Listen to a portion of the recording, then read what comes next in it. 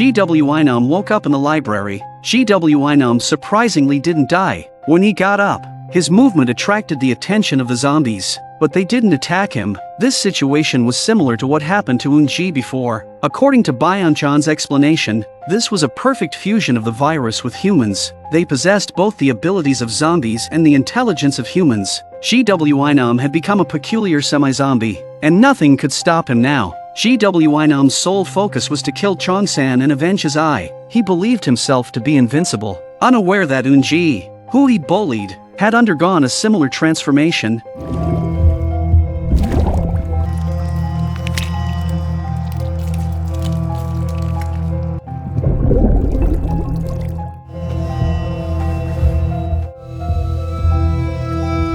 Chong-san is trapped in the music classroom with a pair of eyes staring at him from behind, and the owner of the eyes is Na-yeon. Na-yeon was saved by Sunhwa and hid in the music room, but Sunhwa, who came out with her, was nowhere to be found. In the radio studio, female student who lost her parents is ready to die, but she is stopped by everyone. Anjo and female student sit in the recording studio and talk. The female student inadvertently turns on the microphone, which gives Namare inspiration. Namare quickly devised a plan to attract zombies using the left speaker to play music. They would then use the right staircase to meet up with Chong-san and head to the rooftop through the middle staircase. The helicopter's been in the air all this time.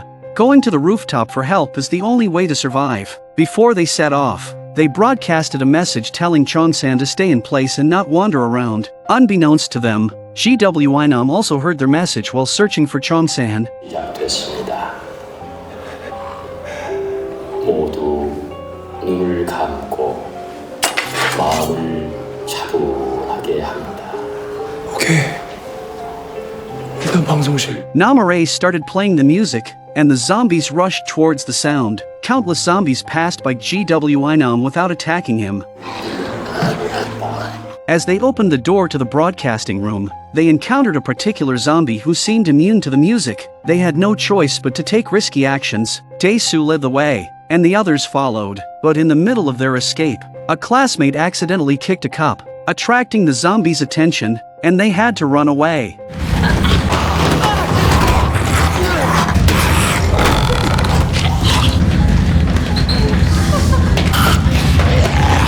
Gwi-nam here arrived late and didn't see the students in the broadcasting room. Su-hyeok, who was in charge of breaking the back, tripped over a zombie.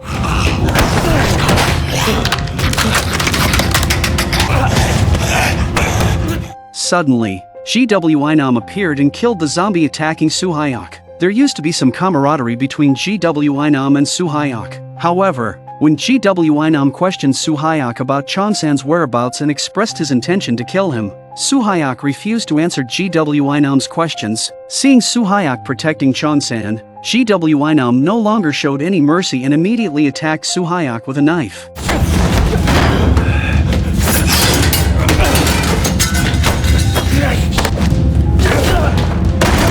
Su-hyeok was no match for Gwi-nam, and it seemed like he was about to die. Suddenly, Namare appeared and saved Su-hyeok's life. In the fight, Namare was bitten by Gwi-nam. Namare's sudden appearance upsets Gwi-nam very much. Just as Gwi-nam is about to lay his hands on Namare, Su-hyeok comes barreling in and knocks Gwi-nam out of the window.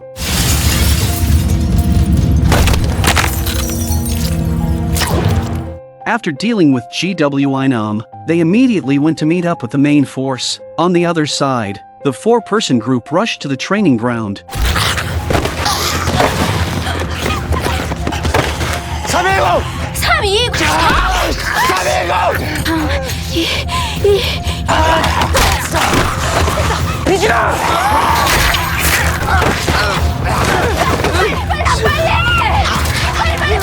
Unfortunately, Junsong accidentally got injured, but luckily it was just a wound from a stick and not a zombie bite. Meanwhile, the main force arrived at the music classroom, where they had just reunited with Chong-san, only to discover that Su-hyeok had gone missing again. In a hidden compartment of the music room, Na-yeon, who was rescued by Sunhwa, was hiding and too afraid to come out. Just as the main force was about to go out to look for Su-hyeok, they saw Namare and Su-hyeok running towards them, closely followed by a large group of zombies. They quickly retreated back into the music room, once again trapped by the encircling zombies. During their discussion, they noticed the wound on Namare caused by Gwi-nam's bite. On the other side, Soju's father couldn't wait passively and wanted to go to the school to save his daughter, but the counselor can't help. And the Special Operations Division, which is responsible for maintaining order, can't do anything about it. If we follow normal procedures, have to quarantine them for at least a month before they can be released.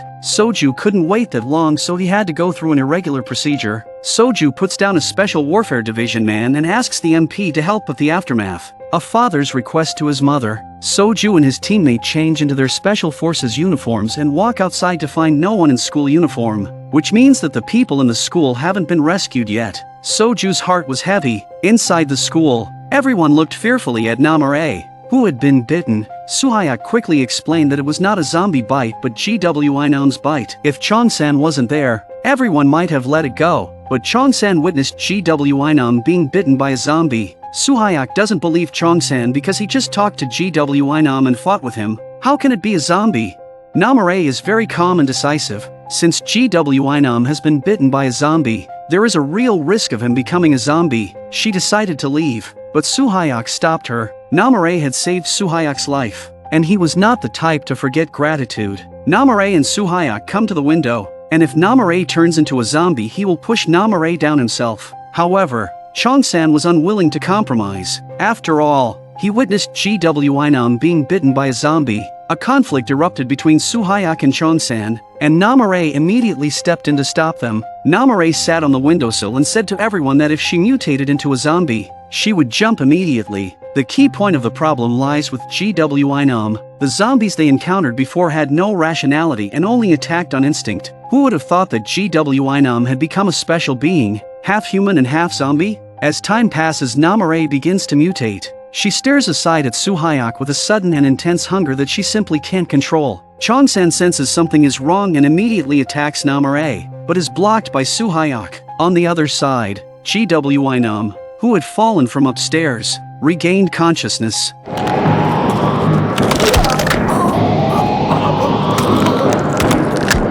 The conflict in the music room escalated, with Chong-san determined to kill Namare, while Su-hyeok was trying to defend her. At a critical moment, Anjo stepped in to stop Chong-san. Anjo pointed out that there was no blood on Namare's mouth, proving that she hadn't bitten Su-hyeok. Chong-san finally calmed down and decided to observe further. Namare admitted she wasn't normal and indeed had an intense desire to bite Su-hyeok, which she could barely control. Namare didn't want to trouble everyone and decided to leave. Anjo stops Namare. She analyses that Namare was bitten by Gwi-nam. So the key point of the problem is Gwi-nam, but Chong-san saw Gwi-nam being bitten by a zombie, but he didn't see Gwi-nam mutate. Su-hyeok did talk and fight with Gwi-nam. Namare doesn't want to dwell on this issue. The solution is simple. She just leaves, but Anjo doesn't want to lose a friend just like that. At this point, Su-hyeok picks up a strip of cloth from the ground and ties Namare to him, so that he's the only one who gets hurt if Namare mutates. At Su-hyeok and Anjo's insistence, everyone finally agrees. Meanwhile, in the city center, Jaek and Hochul were preparing to set out. They found a small motorcycle near the entrance and planned to use it as transportation. Jaek also brought the baby with them. However, just as they started the motorcycle, a child ran towards them, and Jaek had to carry the child into fried chicken shop to hide. Their plan was once again disrupted. The conflict in the music room temporarily ceased, but a new problem troubled everyone. It had been 2 days without food or water, and they were all on the brink of death. Little did they know that food and water were in the room where Na-yeon was hiding. Na-yeon was about to come out when he heard them badmouthing her. Hardly anyone outside likes him. She silently locked the door from the inside. Dae-soo noticed the small compartment, but Na-yeon had already locked the door. Dae-soo desperately banged on the door, causing excitement among the zombies outside due to the noise. He had no choice but to give up. The girl who lost her parents picks up the VCR on the floor and records her last words. The girl's parents died in front of the school, but the police and firefighters didn't show up, and she hopes that the people involved will be severely punished. Other students also started recording videos one after another. On the other side, Soju decided to rescue his daughter. His teammates helped Soju climb the fence, but Soju didn't give him a rope. Soju knew that he might not be able to return and he didn't want to involve his teammates. However, As he descended from the wall, he was spotted by the guards at the entrance. With no other choice, Soju resorted to violence. The sound of gunshots immediately drew attention from others. Soju desperately ran, evading the hail of bullets. He reached a small lake and jumped in without hesitation, but unfortunately, he got shot. With an injured body, a long journey ahead, and countless zombies around, can Soju hold on? On the other side, Eun-ji, who had become a half-human, half-zombie, suddenly felt extremely hungry. She grabbed a fish from the fish tank and stuffed it into her mouth, but it didn't satisfy the intense hunger. The man beside her knew that Eun-ji had been bitten by the zombie, so he picked up a kettle and threw it at her. But Eun-ji is unharmed and picks up the fish on the ground and continues to eat it raw. The man freaked out and told Eun-ji to get out, and the next second the man was disemboweled.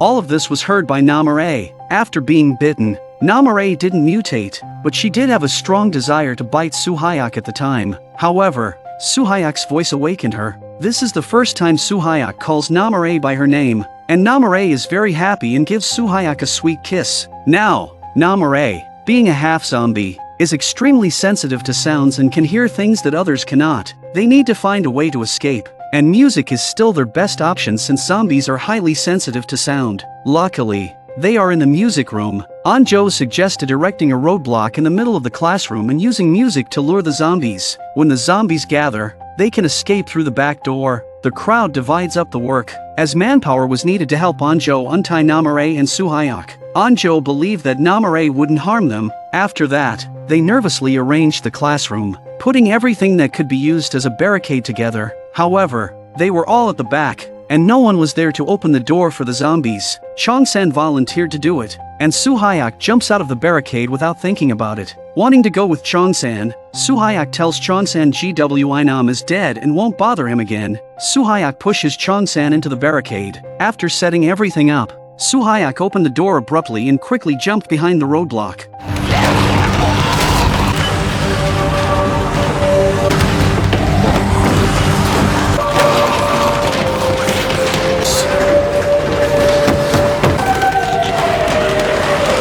The music wasn't loud enough, so Dae-soo played to his strengths and started hissing loudly.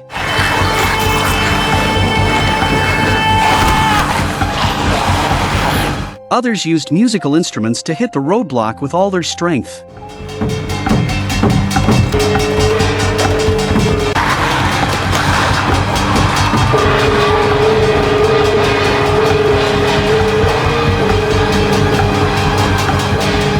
The zombies are getting bigger and bigger, and the zombies in the corridor keep coming. They can only hold on. Just when they can't hold on any longer, when the zombies finally finish gathering in the building, they quickly escape through the back door. Dae-soo and Chongsan stayed behind to hold off the zombies. At the critical moment, Chongsan grabs Dae-soo and runs away, and the barricade behind them is instantly broken by the zombies. Fortunately, everyone managed to escape successfully. On the other side, Gwi-nam continued to search for Chongsan. On his way, he encountered his former boss, Myung-hwan. They were both startled upon seeing each other. Myung-hwan calls Gwi-nam to hide under the car, but he doesn't do it out of kindness. He wants Gwi-nam to attract the zombies. However, Myung-hwan didn't know that Gwi-nam was immune to the zombies. Gwi-nam pretended to comply, but as soon as he stepped out, he dragged Myung-hwan out as well. Gwi-nam breaks Myung-hwan's bones, and Myung-hwan is instantly overwhelmed by zombies. Gwi-nam heard some commotion from the music room and quickly rushed there, seeking revenge.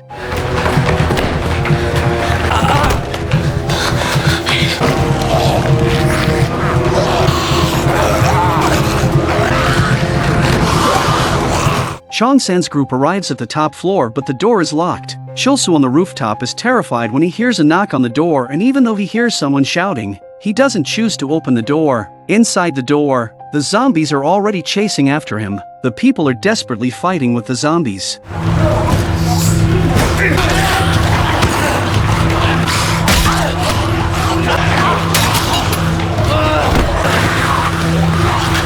Anjo puts the tent cloth on top of the zombies' heads to stop them from advancing. By this time the helicopter had arrived on the roof and the SWAT team took Chulsu's temperature and asked if there was anyone else. Chulsu replies that he's the only one left. After hearing this, the SWAT team took Chulsu to the helicopter and whizzed away. At this point, the people in the building could no longer care less about knocking on the door, because Gwi-nam appeared and his target was Chongsan. Just as Gwi-nam grabbed Chongsan, Namare made his move.